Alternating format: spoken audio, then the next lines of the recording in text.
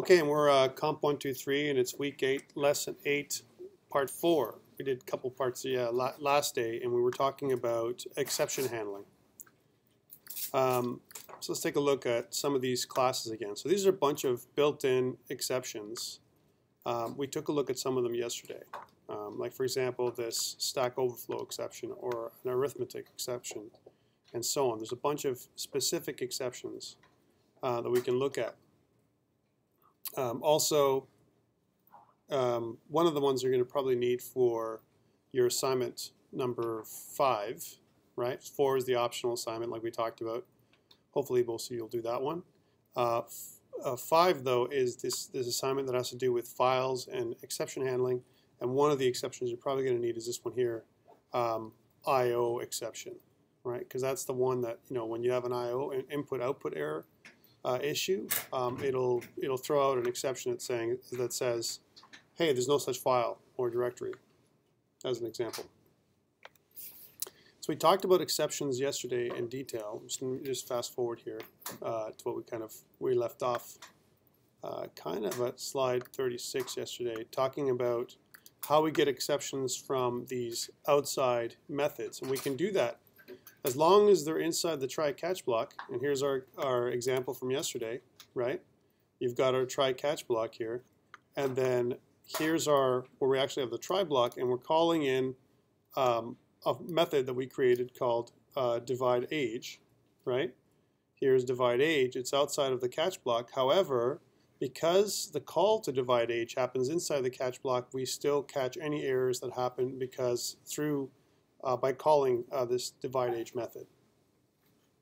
Okay, so to me, it's kind of a win-win when it comes to try-catch. Again, try-catch, great way of doing data validation. So input validation from the console, input validation from user interfaces, which we're probably going to start building next week, I believe.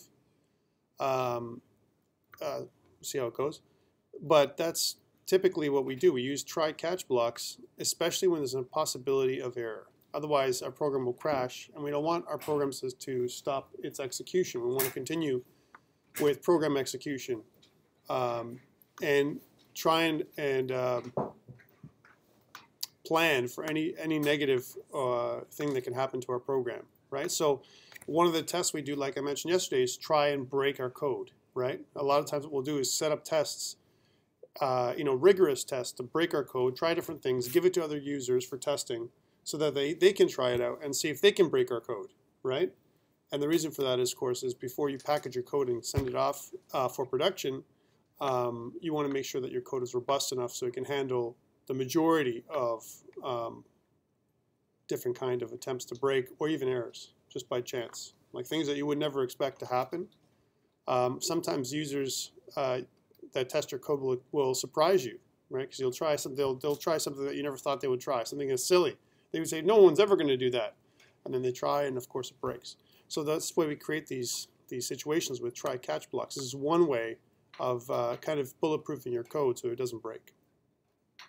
And that's what the whole gist of the PowerPoint was about yesterday, more than anything else. There's one other thing I want to talk about with this exception handling. I don't want to go into too much detail any more than this because you probably won't use more than that.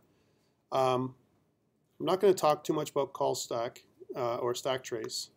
And the reason for that is it's kind of a middling and intermediate topic that you need to know how to use properly when it comes to troubleshooting. So I'm not going to go over too much. Certainly you can read about it in your book, but I'm going to skip over these pieces and go to this creating your own exception class. So sometimes what happens is when we've done classes in inheritance, last module we were talking about classes and inheritance.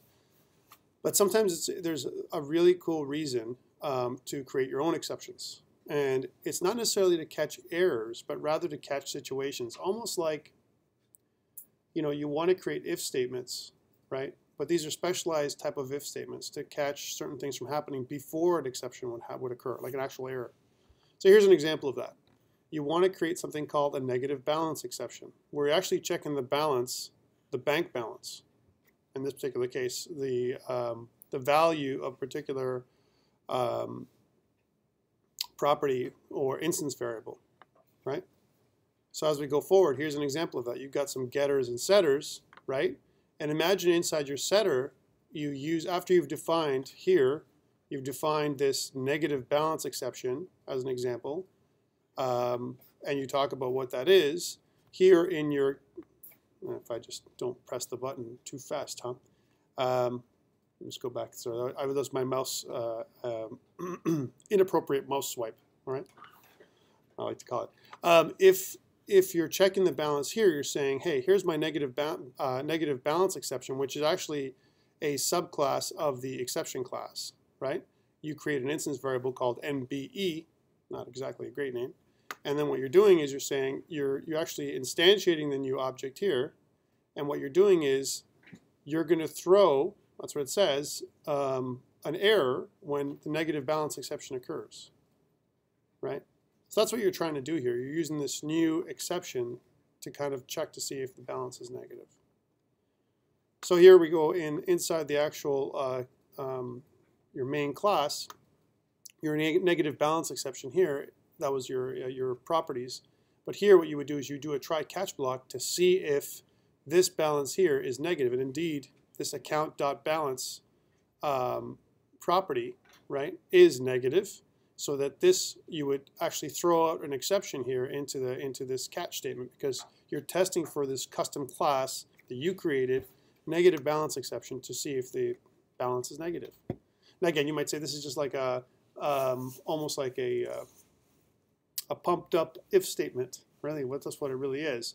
But the great thing is you can include it in try catch blocks so that you don't have to add additional if statements. So it's a way of, again, streamlining your code. Neat, but unnecessary. Definitely optional. And I see not a lot of people do this kind of stuff to create their own exceptions, but that's the kind of stuff I want to talk about. The other thing is rethrowing an exception. We're not going to talk too much about rethrowing an exception, and the book doesn't really go into too much detail either. So that's really it in a nutshell for exceptions. Again, the try catch block is what I want you to take away from this one, right? Try catch blocks, because that's what we're going to be testing you on. Okay? So ends that one. And that was really all of chapter 11, I believe, right? Chapter 11. So now we're moving on to chapter 14. We're skipping chapters for a reason. One of them is we want to talk about files and streams before we get into UI, right? And that's really what we want to kind of get into. So let's talk about files and streams kind of at a very high level. So part of it's going to be some new things that we're going to try here. And what I might do is, because I consider this kind of like a part 2, is I'm going to shut this one down, this particular lesson example, COMP123 lesson 8 part 1, and create a new one for file streams. So for now, I'm just going to stop recording, and I go into this. I know this is a short one, but the reason why I want to talk about this, we just couldn't get to this custom exception thing that I want to talk about, but not necessarily actually practice with you.